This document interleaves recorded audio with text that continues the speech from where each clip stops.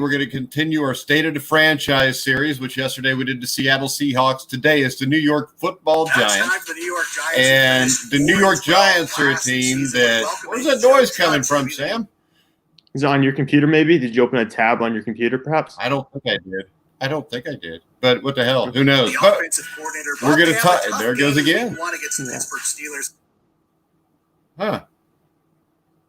Flipped over. I don't see anything. But we're going to talk about today the New York Giants. And the Giants are a team, Sam, that I think we could agree, coaching-wise, have had major issues over the last few years. And you got a new quarterback in Daniel Jones, who they started over Eli Manning last year, a few games into the season, which was controversial. Eli Manning, of course, is retired. When you look at Daniel Jones, do you see the guy who could be the guy to replace Eli Manning and be successful? I mean, when I look at Daniel Jones, I see a player who has potential. I think he can put up the raw totals they need to win games. My main concern for Daniel Jones is ball security. I think that's something he could learn. That's something he could figure out. But when I look at Daniel Jones, I don't see a star caliber quarterback. I don't see a guy who could turn into a 4,000-yard perennial passer, could make the Pro Bowl every couple of years. I don't see that kind of guy. When I look at Daniel Jones, I think he'll be a good player in the NFL. I think he'll stick around in the NFL for a while, but I just don't see a guy who's going to be a Super Bowl champion moving forward. All right, so now the next question is, the Giants are a team that have had, let's say, since Tom Coughlin's been gone, they've had a hard time finding the right guy. Do they have the right guy in Joe Judge?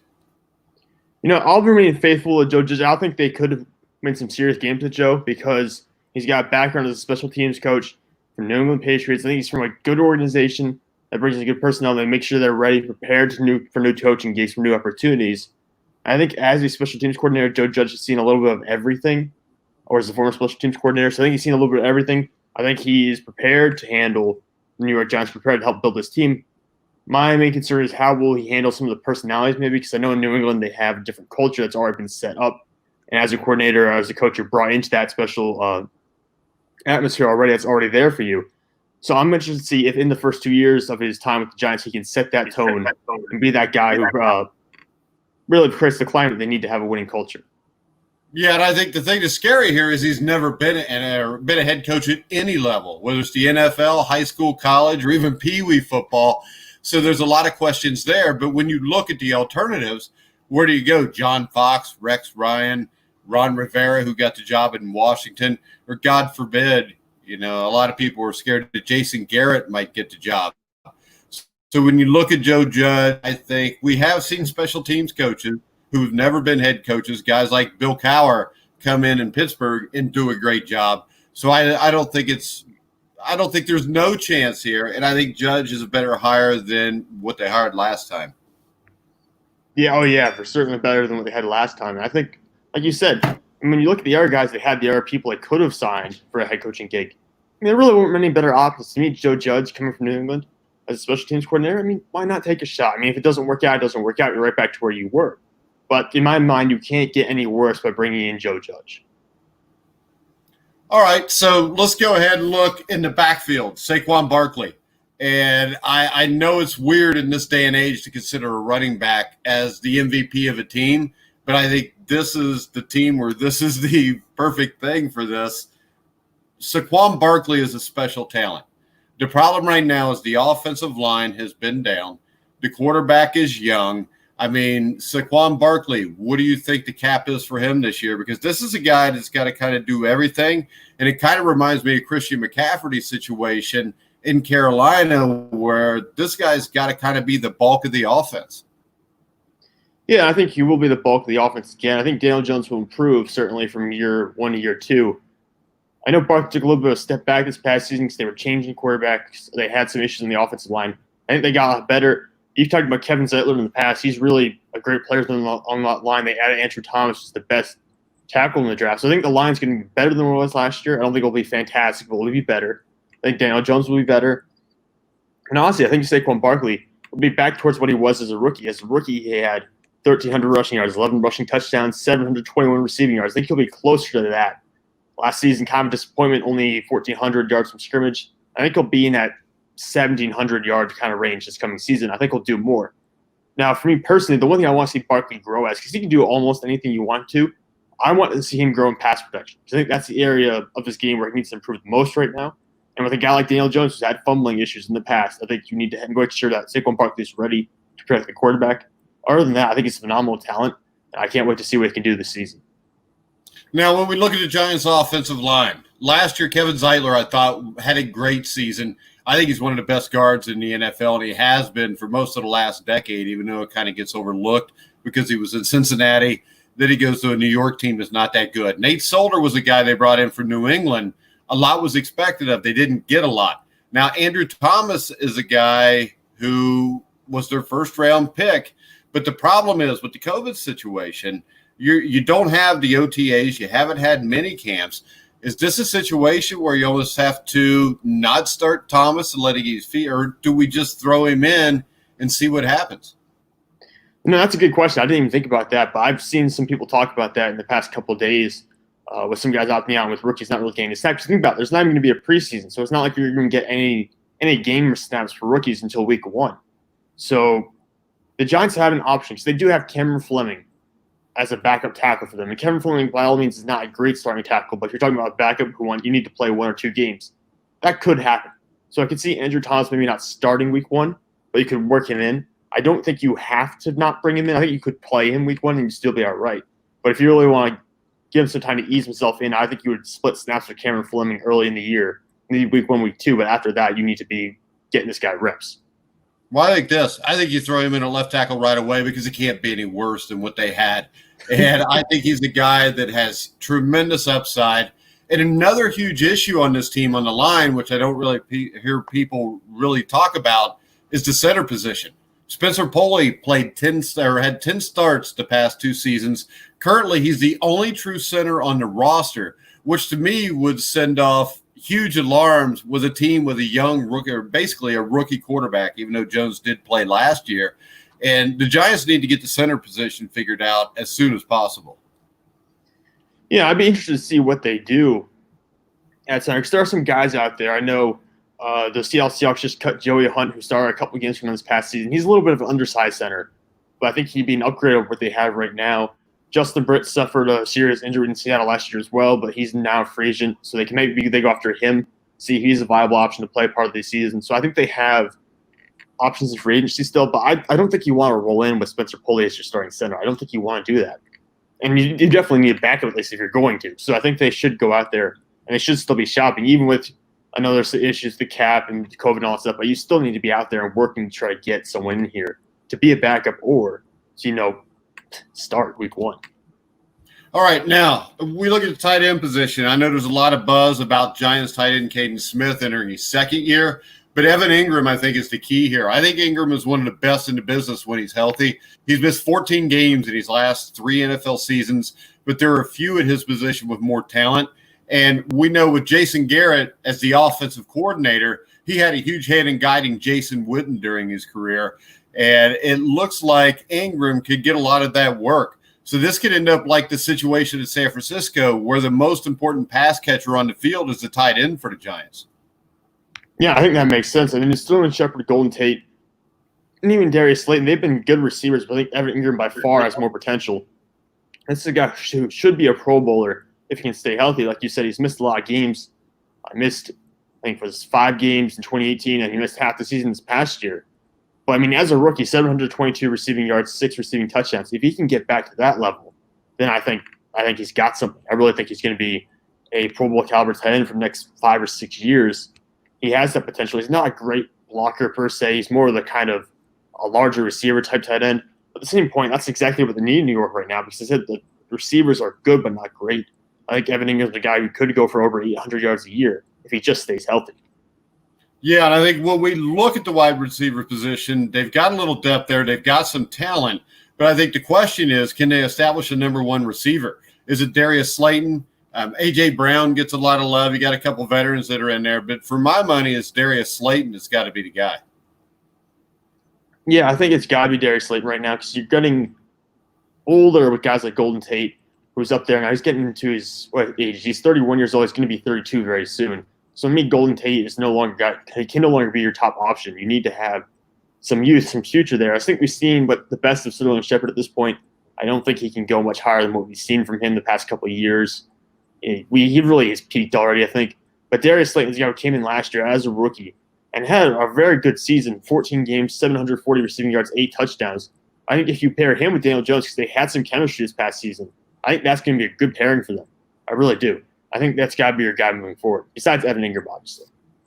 All right, you brought this up a little bit earlier. I think the storyline this year for the offensive side of the ball for the Giants is the turnovers.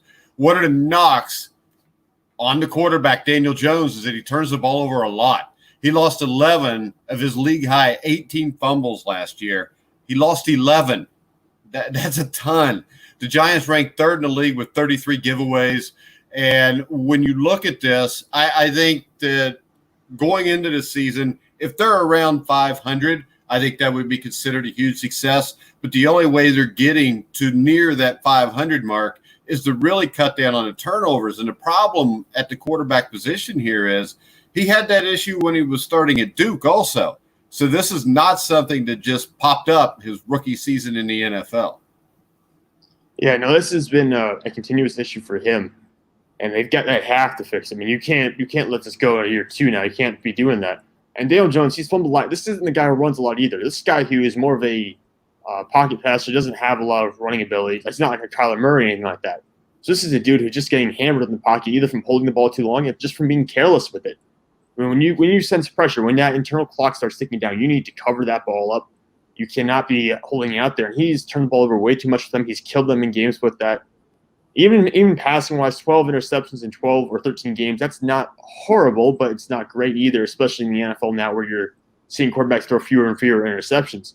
So to me, I think Daniel Jones is absolutely the biggest knock is the ball security. You have to get rid of that. You have to coach him in a way that will prevent him from turning the ball over, especially with something so silly as fumbles. I think you have to do better with that. I mean, that's really the offense at this point. I think the offense is reliant on Saquon Barkley in return to what he did as a rookie, and Daniel Jones not turning the ball over. I think those two factors really determine how Giants offense performs this coming season. All right, now let's switch to the defensive side. And I think the big signing here is James Bradberry, the cornerback. The Giants were aggressive in trying to upgrade the secondary last offseason. They continued that work this year. They dropped a lot of money, $45 million over 3 years for Bradberry in free agency. He might not be widely viewed as one of the top players at that position, but I think he really is, Sam. And the big thing to me about Bradberry is he was playing in the NFC South, which means he's facing guys like Michael Thomas, Julio Jones, Mike Evans, 6 out of the 16 games a year, and he's done pretty well against them. I think this was a huge upgrade for the Giants. Well, it's an upgrade they need to make, too. I do think they overpaid him a little bit. When you're in the Giants, you're really in a situation where you need to have a star corner. You hadn't had one since Janoris Jenkins was good maybe 2 or 3 years ago. So you really need to get a star corner in there. I think James Bradberry can be a guy who will go out there and will shut down guys like Amari Cooper. Because really the biggest competition you have receiver-wise within their division is Amari Cooper. And he doesn't compare, in my opinion, to guys like Michael Thomas or Mike Evans or Chris Godwin. So if James Bradberry can take what he learned from playing against those guys this past year and apply it to playing against fellow opponents in the NFC East, he can totally, I think, shut down guys down. All right, we have a question from Rich Kendall. Thanks for listening, Rich. He's actually got 5 or 6 here. I'm just kind of putting the most part of it. Do you think anyone in the NFC stands a chance against the Super Bowl roster, Mahomes, with a stud running back and a stud Marvin in defense? What do you think, Sam? Because to me, there are some teams here that I think would have a chance, and it may sound crazy, but I'm going to go back to Tampa Bay again because that's a team with a ton of offense. They have some athletic players on defense, and not that I think that they're better than the Chiefs, but still, do you want to see Tom Brady in the Super Bowl no matter who you are? Yeah, I think Tom Brady, I think the Tampa Bay Buccaneers have a really good shot. My one concern with them has been the secondary. I think they've added to that secondary. They built it up a little bit this offseason, so I think they'll be better when it comes to playing the pass. I still think the secondaries could kill them if they did meet Patrick Mahomes in the Super Bowl. I think Mahomes would have a field day against that group. I do think that offense in Tampa Bay is loaded. I'm looking forward to see what Tom Brady can do in his second act of his career here. I mean, it's going to be fantastic. I really think there are some people, you're in one or two camps. You're in the camp where you're saying, oh, they're going to be pretty good. They're going to be a playoff team. Or you're in the camp where you're just like, they're not going to perform well at all. I don't see how you could say that, though. I think they have a loaded roster. The only really big concern for me is potentially the running back position. and also the secondary. Otherwise, I think they're absolutely stacked, and I'm looking forward to what they can do. In terms of talent-wise, the only other team in the NFC I think could really challenge Patrick Mahomes and the Chiefs would be the New Orleans Saints, but I have my own concerns about them. I don't know if Drew Brees could go a full 16-game regular season and then play in the playoffs the whole way through. So I have my own concerns about the Saints as well. But I think the Saints and Buccaneers, in terms of just the rosters, have the most potential to go and challenge the Kansas City Chiefs. What's that? What about the Eagles? The Eagles are savvy. The Eagles are kind of like a savvy team that I would like to see perform well. I think they will. I think they'll get somewhere between 10 to 12 wins this year, I would say. I do like the Eagles. I think they're probably going to win the division. They should beat the Cowboys. I like their coaching staff. I like Carson Wentz more like Dak Prescott. So the Eagles have an outside chance, but my main concern is if they play the Chiefs, I think they could beat them in a game. But I don't know if they could get all the way through the playoffs. That's my thing with the Eagles. Because I don't know how those The only reason I bring up the Eagles is Doug Peterson, and I think that he would figure out a way to attack the Kansas City defense. Outside of that, though, I mean, the question is, are there any teams in the AFC that compete with Kansas City? But then again, we've seen this in the past where a team looks like they're going to be a dynasty and they just kind of peter out. Now, I'm not saying that's going to happen to Kansas City, but also don't forget about the 49ers. We both think they're going to take a step back. But the 49ers were a team up 10 points on Kansas City in the Super Bowl with 8 minutes left. So it's not like there's a huge divide between Kansas City and San Francisco. So I wouldn't count the 49ers out, even though we both think they'll take a step back. But my thing here is this, Sam. If Jimmy Garoppolo takes a step forward, that could make a huge difference on this 49er season. And that's a 49er team all of a sudden. If Garoppolo, if he's coached like he's a big-time quarterback and he's allowed to go out and perform, and he does, this is a team we saw last year could have very easily beaten that Kansas City team in the Super Bowl. Probably should have won the game. If Garoppolo takes a step forward, I think it's game over really for the NFC West. If Garoppolo takes a step forward, they should win that division, the 49ers at least. Because they're going to play a similar running style to what they did last year. They're still going to be a dominant running team, I would believe. And so if Garoppolo comes forward, you make that a complete offense, and he's going off basically every other game, or he's performing well, and Tyler Shanahan's giving him more faith and more trust in him the way he did this past year. I think that's a lethal offense. I think the defense has taken a few steps back. I think they've lost some personnel. I still love – what? Go ahead. No, I love Nick Bosa, but I think Richard Sherman's a year older. I think we saw him kind of get exposed by speed a little bit in the Super Bowl. And I think that losing DeForest Buckner is going to hurt them on the interior. But offensively, like you said, if Jimmy Garoppolo takes a step forward, I think the team could even be better than what they were last year.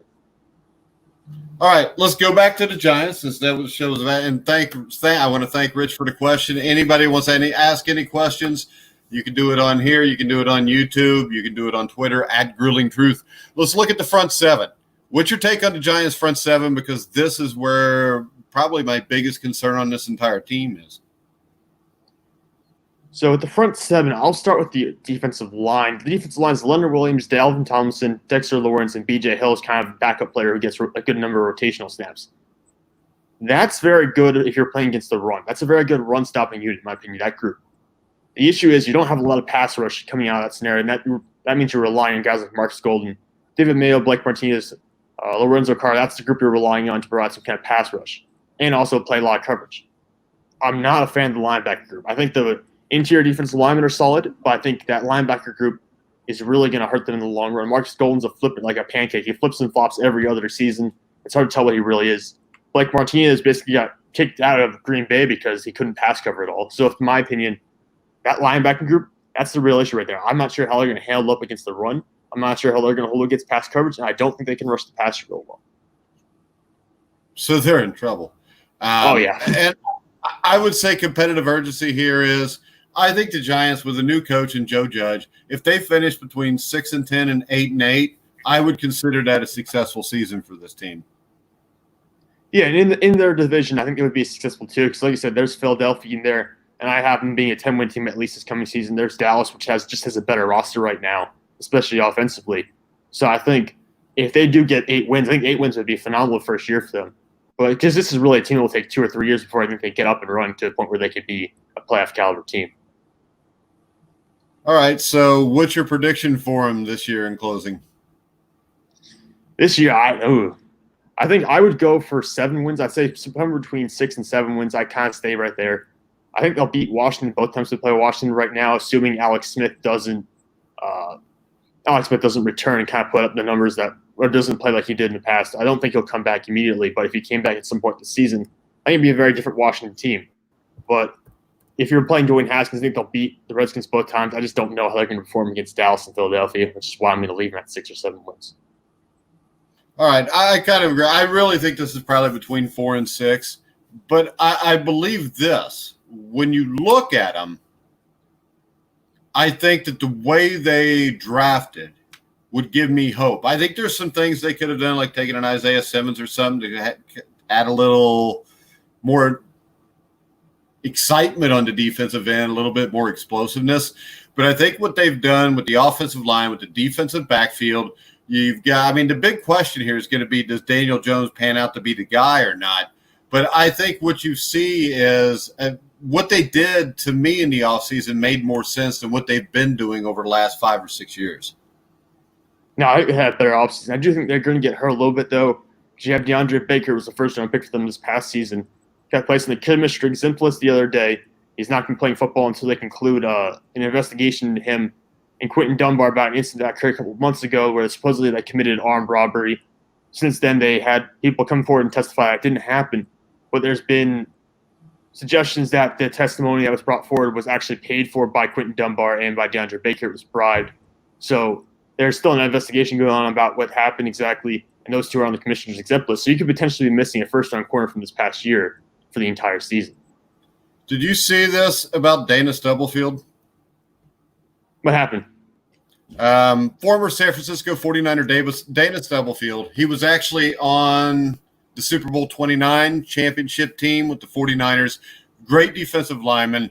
He was actually on our NFL Legends show. But after reading this, I kind of wish I didn't even know him. He was convicted Monday of the rape of developmentally disabled woman after prosecutors said he lured the victim to his home with the promise of a babysitting job. A jury found Stubblefield, 49, guilty of rape by force, oral copulation by force, and false imprisonment, and acquitted him of raping a person incapable of giving consent. And that was reported from the San Francisco Chronicle. Jurors also found that Stubblefield used a gun during the assault. Stubblefield could face, get this, 15 years to life in prison. How is that possible? I mean, to me, why wouldn't you just take him out back and shoot him in the head? Yeah, it's got to be more than 15 years. I mean, it's 15 years to life in prison, but I'm sorry. I mean, I just think that is one of the most hideous things anybody could possibly do. And the fact that he will someday probably get out of prison, no matter what the verdict is really scary. Because what he did to this woman, she'll never be able to get out of that. She's got to live with that until she dies. I think this is really, really sickening. Well, yeah, and you got to say, to life in prison doesn't mean necessarily, like, it's not actually your entire life usually. It's like a certain period of time. So the idea that you could actually get out of prison after, I mean, there shouldn't be an option to get out of prison after something like that. You should be staying there. After raping her, Stubblefield gave her $80 and let her go. According to the report, the woman immediately went to police and reported the rape. DNA evidence matched that of Stubblefield. So defense attorneys argued that there was no rape and the woman consented to sex. So, I mean, I hate to pass judgment here, but this doesn't look good for Dana Stubblefield, especially with DNA evidence. And it's a hell of a world we live in sometimes, Sam. Yeah, I didn't see the story until you just brought up. I'm looking at it now. That's just sickening. I mean, what else can you say? But, all right, on a bright note, we will end with this. And that would be Joe Burrow has signed with the Cincinnati Bengals. See, there you go, Mike. There's your star for the next 10 or 15 years. All right, how about this? I got one for you. We're going to show it. One final comment from Rich. Rich says that there has never been a better offense, and he's talking about last year's Kansas City Chiefs. Would you agree with that, Sam?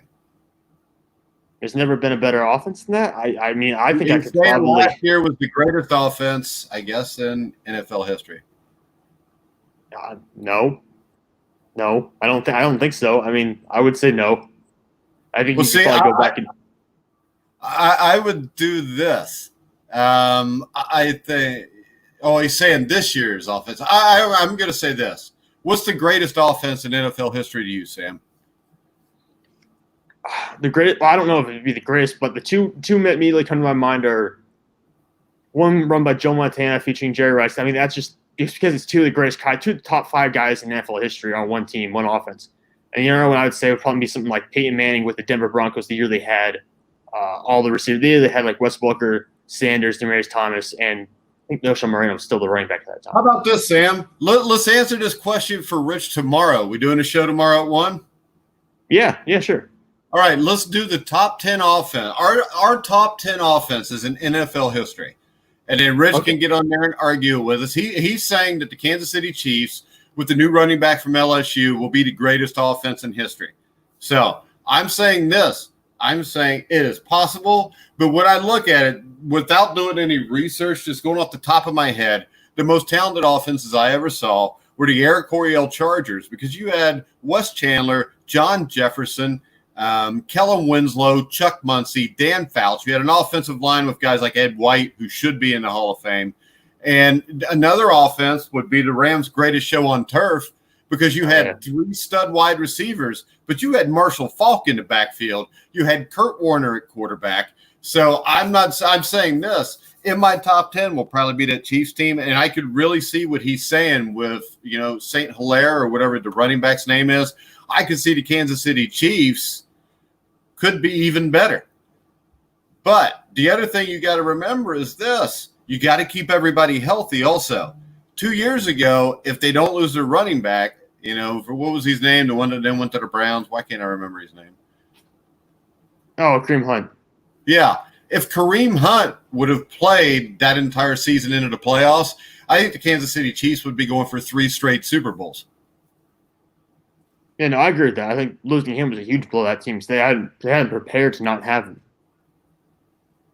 Yeah. So tomorrow we'll do our top 10 offenses in NFL history, and Sam will probably do a bunch of newfangled stuff, and I'll probably be talking like the 1951 Rams.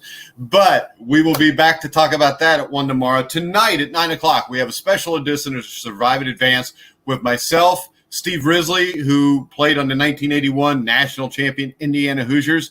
Our special guest will be none other than NFL beat reporter Sam Teets.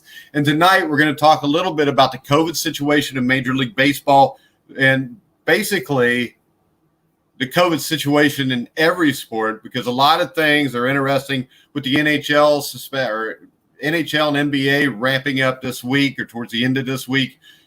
Major League Baseball, you got all kind of players testing positive. We're going to see about the ramifications of everything that's going on, whether this should have even been attempted to begin with, and what should be done now. We'll also talk about maybe a little college football and what they're going to do, high school football, what should go on there. So we've got a lot to talk about tonight. That'll be 9 o'clock live on YouTube and our Facebook group page. Make sure you check it out, like it, share it, get the word out. Sam, tell everybody where they can find you on Twitter. Yeah, you can find me on Twitter, Instagram, or Facebook at Sam_Teets33. I'm constantly posting new articles, stats, polls there, so feel free to go check that out. All right, and you can follow me at Grueling Truth. Make sure you get Rich said a bad video. Yeah. Rich, watch the language. All right. So okay, now he loves you, so it's okay. All right. So tonight, remember, 9 o'clock, Survive in Advance. Tomorrow, 1 o'clock, me and Sam will be back with the top 10 offenses in NFL history. At 2 o'clock, me and former HBO ring historian Christopher Shelton will be on basically Spreaker, Stitcher, all those platforms live. It'll be no video, just be audio. I think Chris probably is not quite as handsome as me, so he didn't want to be seen next to me. So we will talk about the career of the legendary Canadian heavyweight George Chuvalo. And then tomorrow at 4 o'clock, live on Facebook, Inside Boxing Weekly will be back with myself. And, of course, one of the best boxing writers there is, John Respondi from Max Boxing. He is actually the guy in charge there, the managing editor. We'll be on to talk a little boxing news tomorrow at 4 o'clock. And then Friday, we're going to have a little NHL weekly show with NHL preview. And I really like Rich. I mean, that's good. I mean, he's going to subscribe and shit. Plus, I want to bring up the fact that we'll go ahead and show what he had to say here. Oh, it didn't pop up. I like that. We got to show that. It's not popping up. There we go. Mike is the most handsome man. So Rich is my favorite listener now. But we're going to go ahead and we're going to wrap the show up. Make sure you're back with us on Survive in Advance at 9 o'clock Eastern time tonight on Facebook or on YouTube. So for now, for Sam Teets, I'm Mike Goodpaster. You've been listening to The Grueling Truth, where the legends speak.